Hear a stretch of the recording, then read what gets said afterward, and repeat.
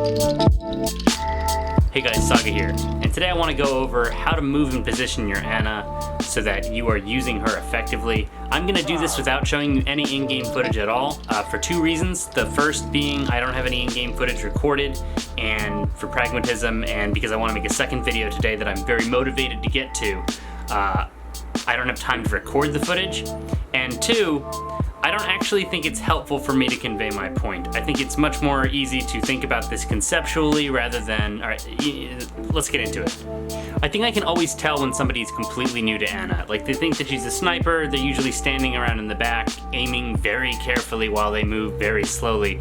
And it's so painfully obvious they have no idea where they want their character positioned. Now, this is not to say that there's never a time where you want to position your character in the back. There certainly is, but that's like maybe 10% or less than 10% of the time you want to be standing back there scoped in. There is situations that that's the right idea, but if that's the majority of the time, that is the wrong answer, and that's not even the way you want to be shooting. So before I get into L positioning and before I get into how to move through your teammates in order to use their bodies as cover for your shots, I'm gonna talk about her firing modes. She has two of them, which is unique in that her gun responds two different ways. First is a hit scan weapon. If it's zoomed in, it works as hit scan. If it is zoomed out, it's projectile. What does that mean exactly? It means that if you're shooting zoomed out, you need to lead your shots a little bit. Not in the same way Hanzo leads his shots, but there is a bit of margin where you have to aim in front of a target who's moving forward, or to the left of the target moving to the left, or underneath the target who's falling down. And the sooner you learn how to do that, the better off you're going to be. Now, it's my experience that the hitbox on friendly characters is a little bit more forgiving than it is on enemies, but you just want to practice leading your shots. For the majority of the time, you want to be shooting unscoped. Do not stand in the back scoped. You're hurting yourself, you're making yourself less mobile, you're making yourself a much easier target to pick off. Also, second, I don't think hit scan requires any explanation. The gun works like a laser would, so if you are on the target when you push the button, it will hit the target. Alright, let's talk about L positioning.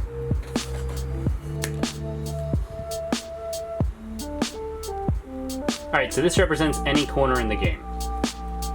Anytime that you reach a map feature that looks like this, you want to position your Ana in an L. Let me explain. So this is your team. Okay? Say they're all positioned about here, they're moving with the payload. This is the enemy team attempting to defend the payload.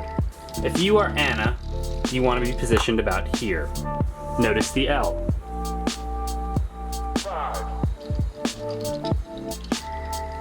This is very important positioning for Ana for a variety of reasons. The first of which is that you can easily see everyone who you need to heal. Healing in Overwatch has one constant feature that is always there, and that's that you need line of sight, whether it's for Lucio to receive Lucio's buff, for Mercy to throw her healing beam on you, or for Ana to shoot you with her healing darts.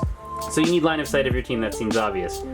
But you want this positioning because, say a flanker starts to move around, you can reposition behind your team using your team's bodies to block the flanker. Now, the way that Ana's bullets work, her bullets are unable to travel through team members, so you want to use your team members to soak damage while you heal them with healing darts until they can remove the piece from the board. Also, conversely, if there's a piece, say like a Pharah flying around, or somebody who's very low and needs finishing off and no one's doing it, Ana is in a prime position to do that from here. She can snipe, either scoped in or not scoped in, and she can move around this position to get shots off onto the enemy. She does this from a safe distance so that if they start to engage her, she can throw down her heal grenade and then move behind them to block shots. There are pros and cons to this kind of positioning. I see some people come back here. This is a very defensive spot. You can't get the most out of Ana here. I feel that firing in Ls is just by far the best. Now Ana is a very high-skilled character in that, one, you need to be very accurate to utilize her properly, and two, you need to be able to land that sleep dart regularly.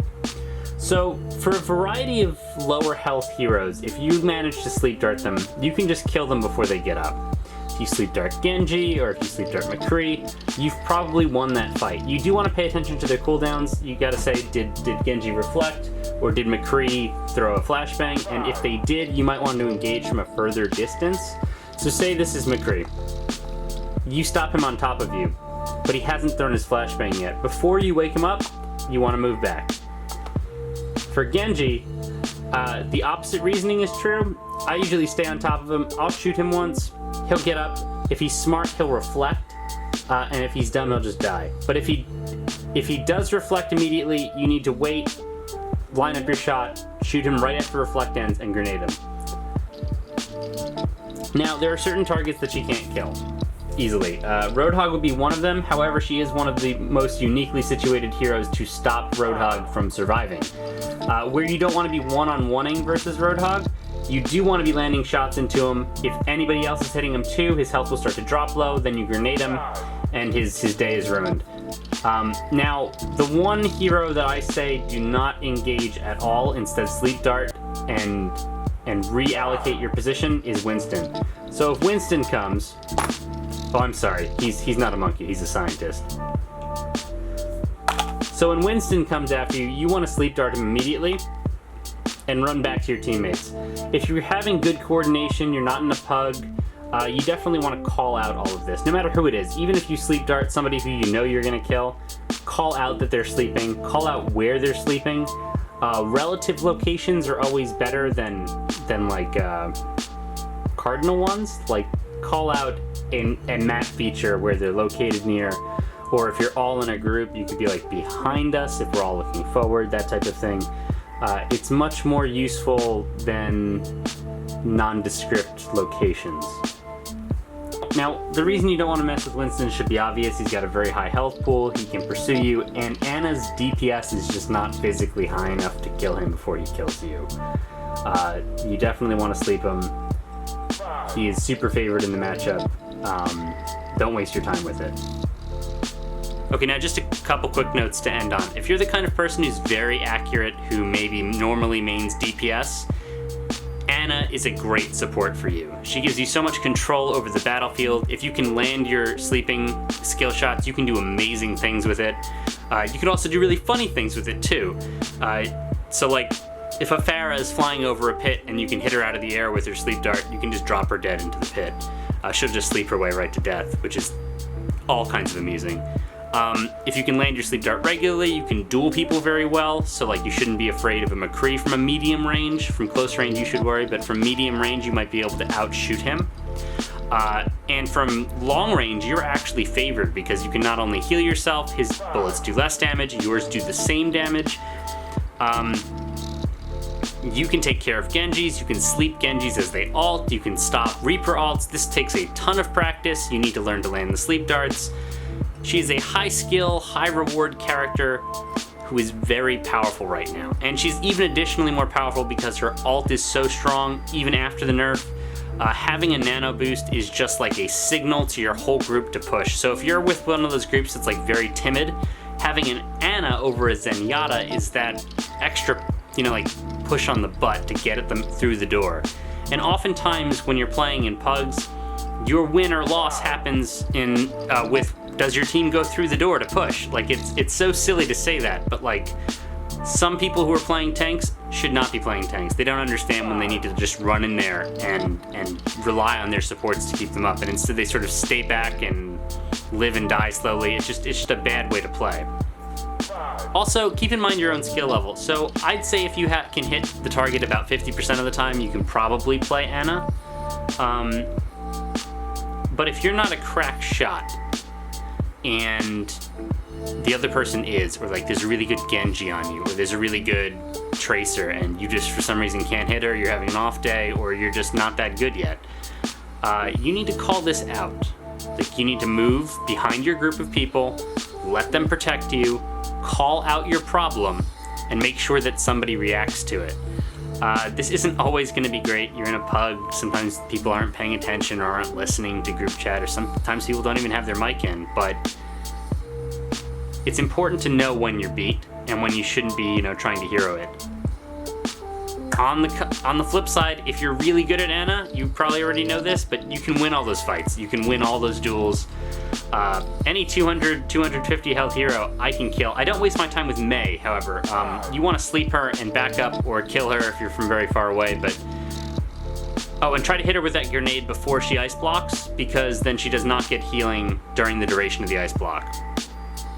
But the reason I don't mess with Mei is because she just takes way too long to kill. You may be able to do it from the right range as long as she doesn't close on you and freeze, but once again, matchup's totally in her favor, not in yours. Even if you're landing all your shots and causing her a super headache, she can ice block. You know, there's just too much that can happen in that time period. It's a team game, you need to focus on other things, but any of the flankers, any of the like Pharahs and all that, you can pick them all off quite well. And also, another thing to look out for, if the enemy team is grouped, like they are grouped here on our little display, like this, you want to be landing those grenades offensively too. If you notice that they're taking some damage but not quite finished off, land that healing grenade offensively. You don't need it to heal your team all the time. It's a nice little boon, and it's definitely going to get you out of trouble and save your life more times than I can count, but you should be using it offensively a lot as well, because it's such a big buff. Also, it stops Transcendence. Like, Ana's regular ability stops Zenyatta's ult. Think about that. Alright guys, I hope you enjoyed this quick guide for Ana. I made this video rather quickly because I wanted to get on to the next video that's hopefully coming out today, maybe. But I've been thinking about this video for a long time. Ana's one of my favorite characters. I want to see more people playing Ana well. She's one of those characters that like I've put so much time into that when somebody else plays her, I just don't trust them inherently. And a lot of that I think has to do with misinformation and because they haven't really thought about the character yet or played her enough. But she's super strong. Position her like a brawler in the same way you would position Hanzo. And by the way, if you think Hanzo's a sniper, you're wrong. He's mid-range, he wants to be in the thick of things with the group pushing. That's where you want your Ana. Also, your healing grenade, while you're in the middle of the group, is obviously more potent. It heals more people. If you're combined with a Lucio, even just landing that grenade on somebody, giving them that health gain boon, plus the Lucio's music is humongous. Like your team is much harder to kill because you're in it, because you're landing those good grenades. Alright guys, that's it for this video. If you like it, please subscribe. We're moving on 200 subscribers now, and I need your help to get there. So if you like Overwatch, share this up. Leave me a comment if you like this, or if you have a criticism, or if you have a question. See you later.